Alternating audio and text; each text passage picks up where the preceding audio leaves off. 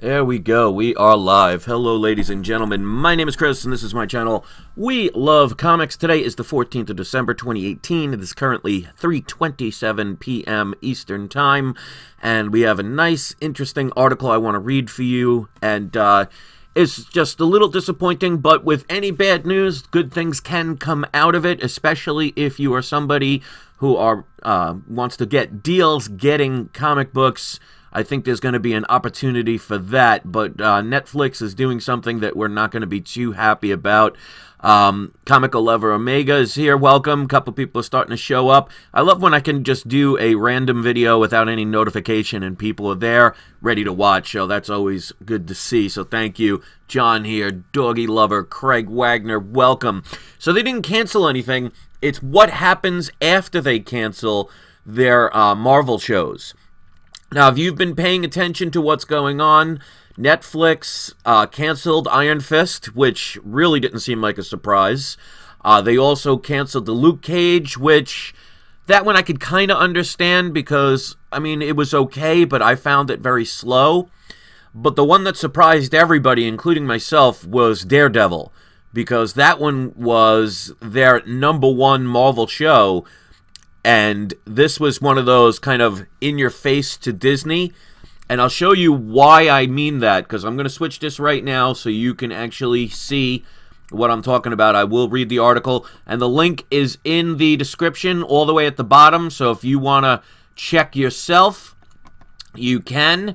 But let me put this so you'll be able to see the article as I read it. And you'll see that Netflix is really doing a poo-poo job here, keeping it rated G. Alright, so, Marvel's canceled Netflix properties likely to remain in limbo for 2 years. So, let me read a little bit about this, and people should really discontinue their subscriptions with Netflix. I do not own Netflix because I was tired of the things that they were doing, but let's read this, and you make up your own decisions. Marvel may have promised more adventures for Daredevil, Luke Cage, and Iron Fist, but those adventures aren't going to be anytime soon.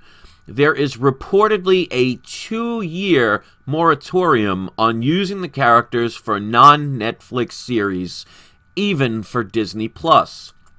According to Variety, the original deal for the Marvel Netflix shows was said to include a clause preventing the characters of Daredevil, Luke Cage, Iron Fist, and Jessica Jones from showing up in, quote, any non-Netflix series or film for at least 2 years after cancellation, unquote.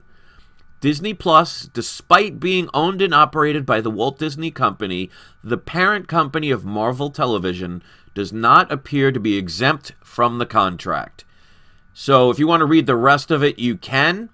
So that means that even though Netflix decided to cancel these shows, which means they are going to cancel Jessica Jones and they're most likely also going to cancel The Punisher, that means that no one can do anything with them for the next 2 years. So they are basically, you know, sticking it to Marvel and Disney by canceling these shows and not allowing anybody to use them for 2 years. Now, of course, contracts can be renegotiated. They said they weren't sure exactly what the original deal is, so this may or may not happen. But if you see this as a buying opportunity, because like I said, there can always be a silver lining to anything that happens. Well, if it ends up that in 2 years you have to wait for these shows or these characters to appear, which doesn't mean that once the 2 years is up, all of a sudden you're going to see them all. They may all of a sudden have to recast people. They may just be able to start doing the production, so you're talking another year or two after that before you see anything. So what I feel is going to happen, now it's probably not going to happen right away, but you're going to most likely see, and again, this is provided this happens, the 2-year delay like they're saying, but the first appearance of Luke Cage, which is Luke Cage #1, the first appearance of Iron Fist, which is Marvel Spotlight 15, First appearance of Jessica Jones, which is Alias #1, at least the modern version. And the first appearance of Daredevil, of course, is Daredevil #1. You're going to most likely see these comic prices start to devalue. So especially, I mean, out of all 4 of those characters, I mean, Daredevil is the one that everybody wants. Be on the lookout in the next couple of months, once this kind of loses its steam, for prices to start going down on some very key issues. So this might be an opportunity if, for example, if you were looking to ever get Daredevil #1 and you said you couldn't afford it. Well, my recommendation would be maybe put $10 a week of your paycheck, $20 a week of your paycheck away to the side and start saving up and wait for an opportunity to come by, because like I've seen so much with a lot of people in this quote-unquote comic book community, the majority of people that watch the videos want to know about speculation. And you can tell by just the videos. Like if I make a video where I just do an unboxing, they get very low views. But if I talk about get this particular book right now, it will quadruple in views. So whether people want to admit it or not, the majority of people who watch comic book videos are trying to watch speculating videos. So most people that are watching, and I don't mean all, but a large portion of them, only care about the prices. Also, a lot of them, and I see it all the time on eBay, people base things on emotion. They tend to buy something not when it's the best time to buy it, in other words, when it's cheapest, but when everybody wants it and the price starts going up. And on the other end, when prices start declining, instead of holding on to them, knowing that eventually what goes down will go up, of course, there's always exceptions to the rule, a lot of people will panic sell. So to me, this is going to be another one of those times where there's not going to be that much exception. And if all of a sudden you have a year or two with all of these characters in limbo, this might be a good time to wait around and have an opportunity. So Sequential Geek says, when is a good time to sell? When would a good time to sell have been? I don't really give advice on when's the best time to sell, because when it comes to, like, for example, Daredevil #1, that is a very key Silver Age issue. That book, like any investment, will go up, will go down. But Daredevil #1 is never going to end up in the dollar bin. So even if it goes, let's say, for example, a 5.0, just off the top of my head, let's say a 5.0 is worth $1,000. If it's something like this that happens, and all of a sudden I got dropped. All right, I got dropped for a second. I don't know what's going on with YouTube these days. But what I was saying is, in case you didn't hear it, let's assume that the 5.0 Daredevil #1 is $1,000. Now, you may see a dip from time to time. That book may go as low as $850. Let's say $800. But it's not going to go much lower than that, because what will happen is, as soon as a $1,000 book all of a sudden can be purchased for $800, a lot of buyers are going to see that as a buying opportunity, start buying that book in bulk, and that's going to bring the price back up again. So this is not one of those things where it comes to a very expensive book where you're going to see long-lasting dips forever. I mean, even something like Amazing Fantasy 15, you may see a book, let's say Amazing Fantasy 15 is $15,000, and then at one point, for some reason, it drops down to $14,000. It's not going down to $900. So the idea is to know when to buy things and then take your chances on selling, because it depends on the book and it depends on the time period. Most people, see, when it comes to investing anything, it's supposed to be buy low and sell high. Now, if you've been following my channel, even dating back to my original channel, I was telling people to buy Edge of Spider-Verse 2, which is the first appearance of what's now called Ghost Spider, when it was $20 to $25. Most people didn't buy it. I was religiously telling people to buy Ultimate Fallout 4, first appearance of Miles Morales, back in 2015, when you could purchase it between $10 and $15. Most people are buying it now when it's $75 to $200. So people do not buy things, for the most part, when it's the cheapest. They buy it based on emotion, based on what other people are doing. I mean, look at, for example, another book I recommended for years was the Captain Marvel #1. I bought 6 or 7 copies of that book for under $30. It averaged between $25 and $30. Now that book is selling for a low grade of $80 and up. And that's when most people are buying it. So, in my opinion, if this happens, and like I said, anything can change. They said they don't, I mean, obviously the people that wrote that article are not lawyers, and I'm sure they're not into contract law. So any contract can be amended as long as both parties agree. So if Disney were to throw Netflix a bunch of money, they could, you know, rescind the contract, or they can alter it, who knows. Or they can change their mind and all of a sudden allow it to happen. So anything can happen. But if there is a 2-year hiatus on all of these characters, especially Daredevil #1, and also you're talking if they cancel the Punisher, and you might see also a dip in Amazing Spider-Man 29. But again, that's another book. You're not going to go from $1,000 to $200. But you may see a $100 or $200 dip. So keep an eye on those books, and you may see a golden opportunity where most people cannot wait 2 years. Most people that invest, because they invest in emotion, could not sit out the waiting period it takes sometimes when you miss an opportunity. But if you have an investment that is valuable, what goes up goes down, and what goes down will go up, because there'll always be fluctuations. Because there are so many things to invest in, you have what I like to kid around and call flavor of the month.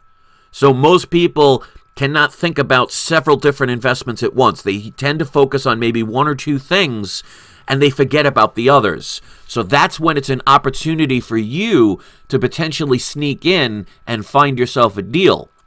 Now, keep in mind, if, for example, like I said, if Daredevil is going right now at a 5.0 for $1,000, and the dip creates an opportunity to buy it for $800, don't think that tomorrow you're going to sell it for $1,000. You may have to sit on it for those 2 years.